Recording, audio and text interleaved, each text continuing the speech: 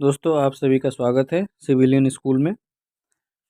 जैसा कि हम जानते हैं कि पिछले जो हम लोग अभी 1857 की क्रांति के बाद आगे का प्रोसेस कर रहे हैं,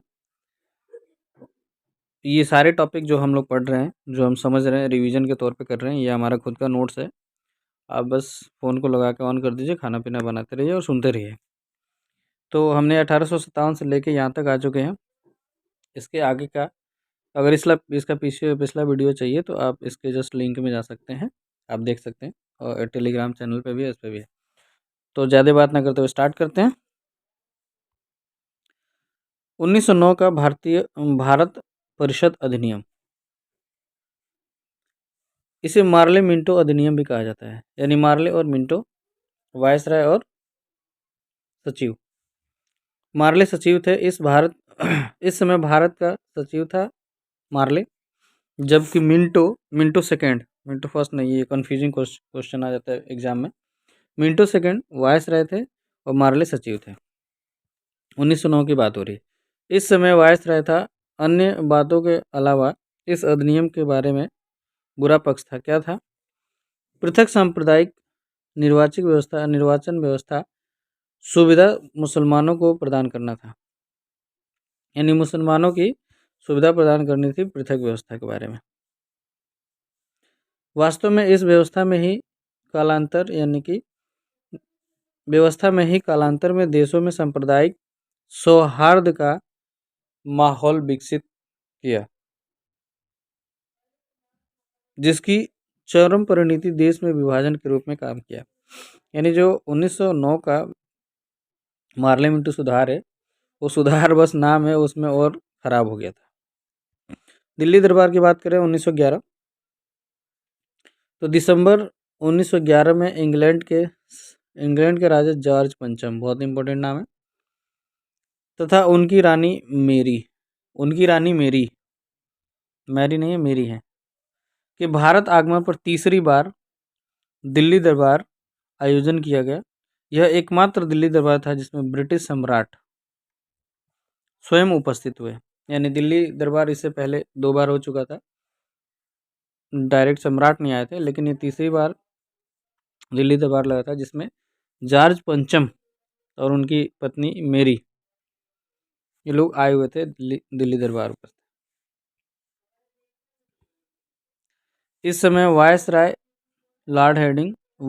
हार्डिंग टू 1911 से 1916 की बात करें अगर, जो हार्डिंग सेकंड का नाम कार्यकाल है।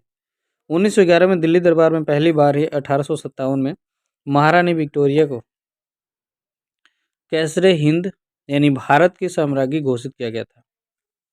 1903 में राजा एडवर्ड सप्तम एवं रानी एलेक्जा नॉट एलेक्सा दिल्ली दरबार का आयोजन हुआ था। एक बार दोबारा से रिपीट करके सुन लीजिएगा।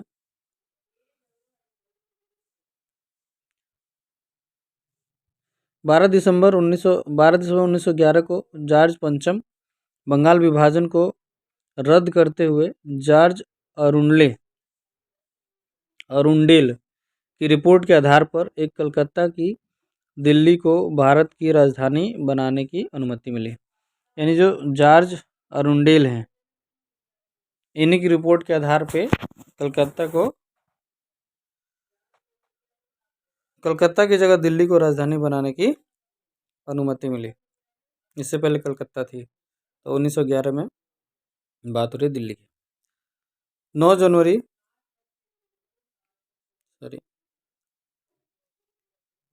1915 को कैसरे हिंद गांधी जी भारत आए। अच्छा, ये अलग से स्टेटमेंट लिखा हुआ है याद करने के लिए। 9 जनवरी 1915 को कैसरे हिंद, जिनको हम महात्मा गांधी जी कह रहे हैं, वो भारत आए थे दक्षिण अफ्रीका से। हम जानते हैं डरबन में जाके 22 साल तक लगभग रहे और बहुत सारे वहाँ पे काम भी किए। 15 दिसंबर 1911 को जॉर्ज पंचम एवं मैरी, उनकी पत्नी, ने नई दिल्ली को नींव रखी, जिसकी डिजाइन वास्तुकार जो एडविन लुटियंस तथा सहयोगी हार्डवर्ड बेकर, तो बेकर और लुटियंस मिलके दिल्ली का पूरा स्ट्रक्चर तैयार किया है। लुटियंस ने नई दिल्ली में वायसराय, वर्तमान में जो राष्ट्रपति भवन है, तथा संसद और इंडिया गेट का निर्माण किया है। यानी कि जो लुटियंस और हार्वर्ड बेकर हैं, वो जो राष्ट्रपति भवन है अभी के लिए, इंडिया गेट है और संसद भवन है, जो 144 पिलरों पे जो स्टैंड है। वायसराय भवन में निवास करने वाला प्रथम वायसराय, हाँ, वायसराय भवन का मतलब राष्ट्रपति भवन अभी के लिए। राष्ट्रपति भवन में यानी कि वायसराय भवन में सबसे पहले जो निवास करने वाले व्यक्ति थे वो थे लॉर्ड इरविन। और इरविन ने ही फरवरी 1931 में दिल्ली शहर का उद्घाटन किया था। 1931 में दिल्ली शहर का उद्घाटन किया था। अप्रोक्स 20 साल के आसपास में ये दिल्ली का पूरा स्ट्रक्चर तैयार हो गया। 1 अप्रैल 1912 को नई दिल्ली भारत की राजधानी बनी। यानी नई दिल्ली भारत की राजधानी 1 अप्रैल 1912 को बनी।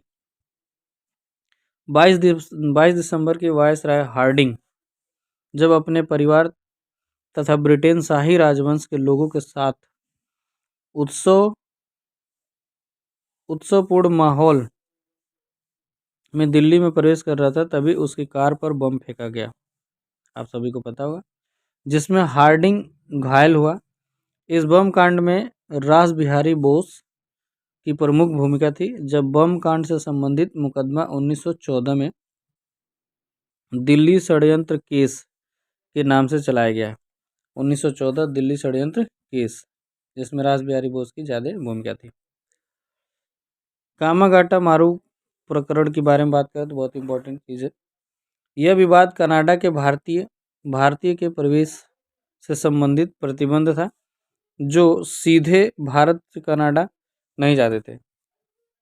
उल्लेखनीय है कि सिंगापुर के भारतीय मूल के एक व्यापारी गुरदीप सिंह, टीजीटी में क्वेश्चन आया था, गुरदीप सिंह, जापानी जहाज कामागाटा मारू के किराए पर लेकर 376 यात्री, कितने यात्री थे? 376 यात्रियों के साथ वैंकूवर यानी कि कनाडा को प्रस्थान किए, किंतु कनाडा सरकार ने उन्हें तट पर यानी वैंकूवर तट पर उतरने से इनकार कर दिया था। अंग्रेजों ने इस जापानी जहाज को सीधे कलकत्ता के बजबज बंदरगाह वापस लौटने का आदेश दिया। इस दौरान जहाज में कई यात्रियों की मृत्यु हो गई, क्योंकि राशन पानी लगभग खत्म हो गया था, क्योंकि जाने का था, उधर से दोबारा से राशनिंग होती तब ना आते वापस। मृत्यु हो गई। अधिकार की लड़ाई के लिए शोर कमेटी यानी तटीय समिति, शोर मतलब तटीय, तट, शोर कमेटी का गठन किया गया, जिसमें 3 भारतीय, कौन कौन थे पूछा जाता है, हुसैन रहीम, सोहनलाल तथा बलवंत सिंह, ये उस समय के न्यायाधीश के तौर पे काम कर रहे थे, लोग शामिल थे। और एक चीज़ मैं इंपॉर्टेंट लिखा हूँ, अब मैं आपको बता देता हूँ, तो शॉर्टकट में लिखता रहता हूँ याद करने के लिए। होम रूल आंदोलन तिलक जी के द्वारा चला था और एनी बेसेंट के द्वारा चला था। अभी पिछले पेपर में क्वेश्चन आया था कि पहले तिलक जी ने होम रूल स्टार्ट किया या फिर एनी बेसेंट ने। तो डेट देख लेते हैं हम। तो डेट यहाँ पे जो लिखा हुआ है, एनी बेसेंट ने 1 सितंबर 1916 में चलाया था अडियार मद्रास में, और तिलक जी ने चलाया था अप्रैल में। तो अप्रैल के बाद सितंबर है, यानी कि तिलक जी ने पहले स्टार्ट किया था। जबकि कॉन्सेप्ट होम रूल कॉन्सेप्ट इन्होंने एनी बेसेंट नहीं दिया था। अब एनी बेसेंट के जो इनका 2 न्यूज़पेपर चल रहा था, मुझे अभी एग्जैक्ट याद नहीं आ रहा, उस न्यूज़पेपर में उन्होंने जिक्र किया था। तो तिलक जी स्टार्ट किए थे बेलगांव पूना से, और एनी बेसेंट मद्रास से स्टार्ट करी थी। हाँ, ये रहा कॉमनवेल्थ और न्यू इंडिया। एक कॉमनवेल्थ और न्यू इंडिया 2 न्यूज़पेपर चलाते थे एनी बेसेंट, उसी में इन्होंने ये कॉन्सेप्ट दिया था। मराठा केसरी में एनसी केलकर, ये उससे रिलेटेड थे। होम रूल लीग की सर्वाधिक शाखा मद्रास में थी, और होम रूल को जिन्ना सपोर्ट करते थे, और इसी को शेष भारत में, अच्छा, ये कहा गया कि मतलब मुंबई में और बाकी सभी जगह ये एनी बेसेंट ने किया था, और specially Maratha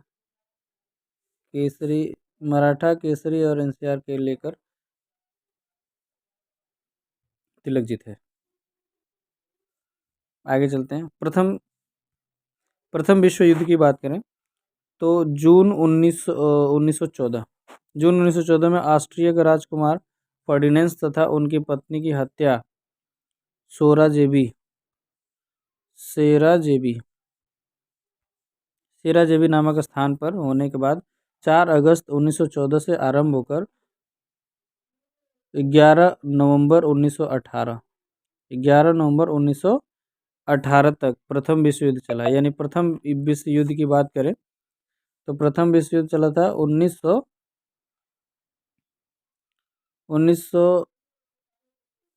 sorry exact date यार में डेट क्या है 4 अगस्त 14 से लेकर 11 नवंबर 18 तक चला था।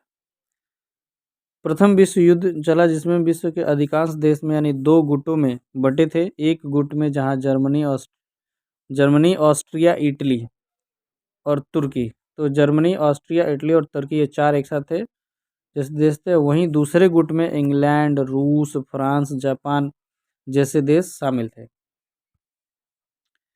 विश्व युद्ध के दौरान गांधी जी लंदन में एम्बुलेंस कोर की स्थापना की थी। विश्व युद्ध के दौरान गांधी जी लंदन में एम्बुलेंस कोर की स्थापना करी थी जिसका उद्देश्य था घायल ब्रिटिश सैनिकों की मदद करना। इसी परिप्रेक्ष्य में 9 जनवरी 1915 को गांधी को ब्रिटिश सरकार ने कैसरे हिंद की उपाधि दी थी। युद्ध के दिनों में तिलक जी एवं गांधी जी ब्रिटिश सरकार की सहायता के लिए भारत के गांवों का दौरा किया था जिसमें गांधी जी ने इसी दौरान गांधी जी को भारतीय युवाओं को लेकर सेना में भर्ती के लिए प्रत्याशित यानी कि प्रोत्साहित करते थे जिन्हें सेना में भर्ती करने वाला सार्जेंट कहा जाता है। यानी गांधी जी को सेना में भर्ती करने वाला सार्जेंट के नाम से भी जाना जाता है। जब लड़ाई हो रही थी प्रथम विश्व युद्ध 14 से लेकर 18 तक तो उस समय तिलक जी और गांधी जी चाहते थे कि अंग्रेज मतलब हारे नहीं, ताकि इनसे हम पे था तो हम भी आज़ादी चाहते थे इनसे। बट गांधी जी का स्टेटमेंट था कि हम अपनी आज़ादी अंग्रेजों की हार पे नहीं चाहते, ऐसा कुछ था। प्रथम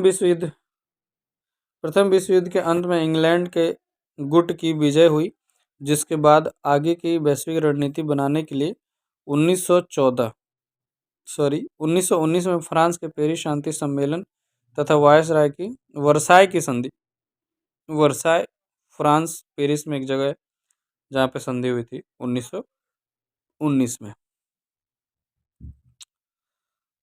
तुर्कों के विरुद्ध विश्व युद्ध के इंग्लैंड द्वारा युद्ध लड़ना था जिसके बाद इंग्लैंड द्वारा तुर्की अर्थात खलीफा इस्लाम धर्म का सर्वोच्च गुरु जो होता है वे साम्राज्य के विभाजन के इंग्लैंड के निर्माण से भारतीय मुसलमानों का अंग्रेजों से मोह भंग हुआ।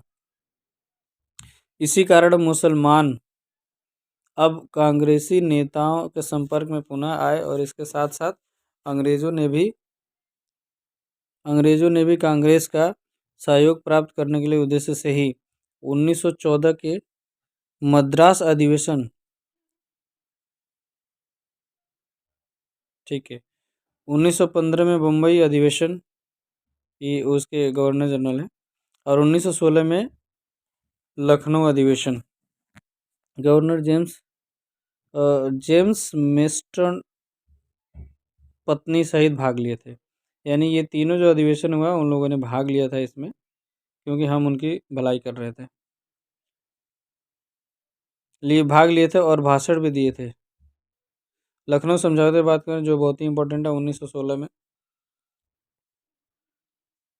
दिसंबर 1915 में कांग्रेस और मुस्लिम लीग दोनों का सम्मेलन एक साथ सर्वप्रथम मुंबई में हुआ था। इससे पहले मतलब लखनऊ से पहले मुंबई में हुआ था जबकि दूसरी बार 1916 लखनऊ में दोनों अधिवेशन एक साथ हुए। लखनऊ सम्मेलन मुख्यतः 2 बातों पर विख्यात हुआ। क्या क्या? कांग्रेस और मुस्लिम लीग का समझौता हुआ जिसमें जिन्ना की प्रमुख भूमिका रही। इस समझौते के साथ ही कांग्रेस ने मुसलमानों के लिए पृथक निर्वाचन ये बहुत खतरनाक स्टेप लिया गया था लखनऊ समझौता में, जो लखनऊ अधिवेशन हो रहा था कि मुसलमानों का पृथक निर्वाचन दे दिया जाए। अंग्रेजी से खुश हो गए मन ही मन, जो कि कांग्रेस की एक बड़ी भूल थी, ये लिखा है ना, यानी कांग्रेस की सबसे बड़ी भूल कि मुसलमानों का अलग से निर्वाचन क्षेत्र दे दिया। कांग्रेस एवं उग्रपंथी पुनः एक हुए और 9 वर्ष के बाद उग्रपंथी पुनः कांग्रेस में शामिल हुए। मतलब 1907 में, यस 1907 में सूरत जो अधिवेशन हुआ था वहाँ से ये डिसअटैच हो गए थे, फिर 16 में जुड़े। कांग्रेस को पुनः एक करने के लिए तिलक जी को और एनी बेसेंट की प्रमुख भूमिका रही। तिलक जी और एनी बेसेंट की प्रमुख भूमिका रही, जिसमें जिन्ना भी सपोर्ट किए थे ताकि कांग्रेस और मुस्लिम लीग एक साथ रहे। उल्लेखनीय है कि 1916 में कांग्रेस अधिवेशन के अध्यक्ष अंबिका चरण मजूमदार थे, जो 1916 में लखनऊ में अधिवेशन हुआ, उसके जो अध्यक्ष थे अंबिका चरण मजूमदार थे, जिसमें मुस्लिम लीग और कांग्रेस एक साथ बैठे। जबकि मुस्लिम लीग के अपने कांग्रेस के जो अध्यक्ष थे वो अंबिका चरण मजूमदार थे, और जो मुस्लिम लीग के अध्यक्ष थे वो मोहम्मद अली जिन्ना थे। उल्लेखनीय कि सर्वप्रथम 1913 में मुस्लिम लीग लखनऊ अधिवेशन में, जबकि 1913 में कांग्रेस के कराची अधिवेशन में जिन्ना पहली बार भाग लिया। यानी जिन्ना ने कांग्रेस अधिवेशन में पहली बार जो भाग लिया था वो 1913 का। और उल्लेखनीय कि 1916 में कांग्रेस लखनऊ के अधिवेशन में राजकुमार शुक्ल, ये बहुत इंपॉर्टेंट है, राजकुमार शुक्ल ने चंपारण के उत्तरी बिहार, मतलब उत्तरी बिहार में चंपारण पड़ता है, किसानों की समस्या में सर्वप्रथम गांधी जी को अवगत कराया। यानी गांधी जी को, जो रामचंद्र शुक्ल बिहार के रहने वाले हैं, चंपारण जिले के, वो वहीं मिले थे 1916 में लखनऊ अधिवेशन में। गांधी जी को बताया कि हमारे यहाँ अंग्रेज 3 कटिया सिस्टम चलाए थे, नील की खेती, जिससे ज़मीन खराब हो जाती है वगैरह वगैरह। तो गांधी जी का पहला जो आंदोलन था वो चंपारण जिला था। होम रूल के प्रथम प्रयोगकर्ता आइजैक बर्ट थे। होम रूल जो शब्द है, यस, होम रूल जो शब्द है उसके प्रथम प्रयोग करते थे वो आइजैक बर्ट थे। इन्हीं की प्रेरणा से एनी बेसेंट भारत में होम रूल की बात करने हैं, और ये आइजैक बर्ट आयरलैंड में थे। जबकि होम रूल जो आंदोलन है वो आयरलैंड में सर्वप्रथम हुआ था। वहाँ के नेता रेडमांट, यानी कि आयरलैंड के जो नेता हैं रेडमांट, उनके द्वारा चलाया गया था। भारत में सर्वप्रथम होम रूल आंदोलन चलाने वाले विचार जो थे जोसेफ बैप्टिस्टा ने दिया था। जबकि जनवरी 1914 में समाचार पत्र कॉमनवेल, ये जो एनी बेसेंट ने समाचार पत्र निकाला था, कॉमनवेल, एनी बेसेंट ने होम रूल के मतलब उसे कंसेप्ट दिया था और होम रूल की संकल्पना कर रहे थे कि एनी बेसेंट ने योजना बनाई थी, जिससे कि ऐसा नहीं हुआ कि, और तिलक जी ने सर्वप्रथम भारत में होम रूल लीग की स्थापना करी थी। और तिलक जी एनी बेसेंट के होम रूल की तुलनात्मक विवेचना आप थोड़ा सा नीचे हम देख लेते हैं।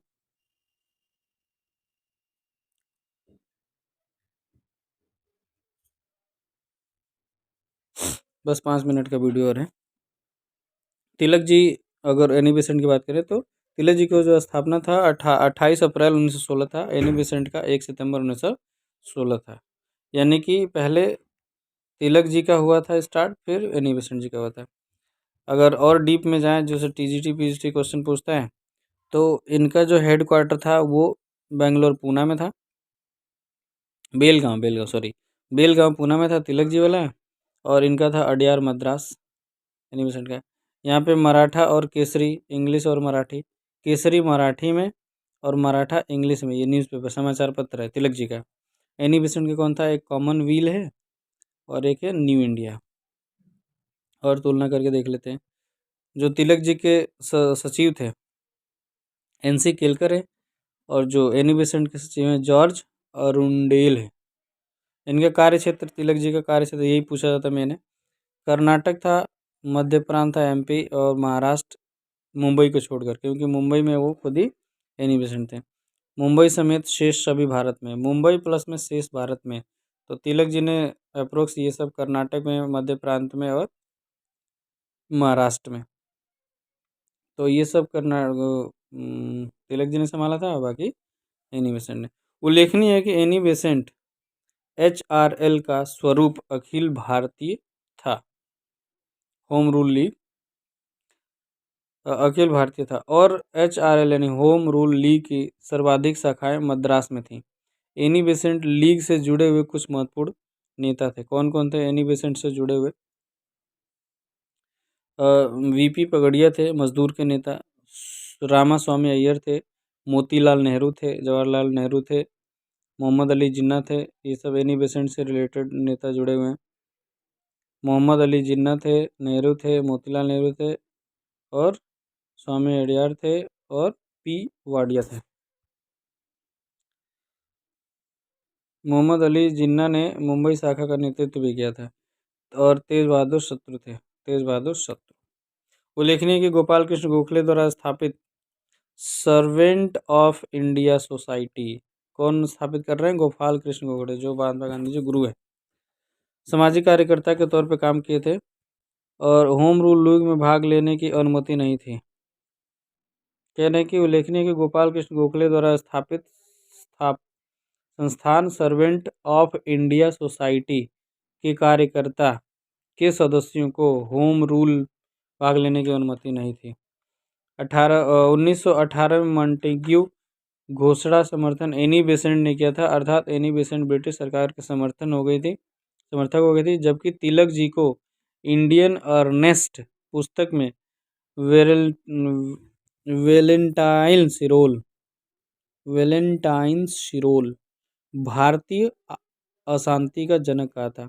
बहुत खतरनाक है। यानी कि वेलेंटाइन, जो हम वेलेंटाइन डे मनाते हैं, तो वेलेंटाइन सिरोल नाम का एक अंग्रेज था, जिसने तिलक जी को भारत का अशांति का जनक कह दिया।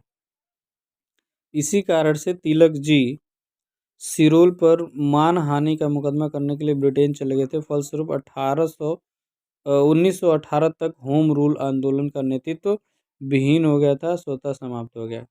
अगर ये नहीं जाते तो नहीं, यानी मानहानि ठोक दी थी। किसके ऊपर? सिरोल के ऊपर। मॉन्टेग्यू घोषणा पत्र 1918 की हम बात करें तो प्रथम विश्व युद्ध के दौरान ही ब्रिटिश प्रधानमंत्री लॉयड जॉर्ज भारत समर्थक मॉन्टेग्यू को भारत का सचिव नियुक्त करके मॉन्टेग्यू नवंबर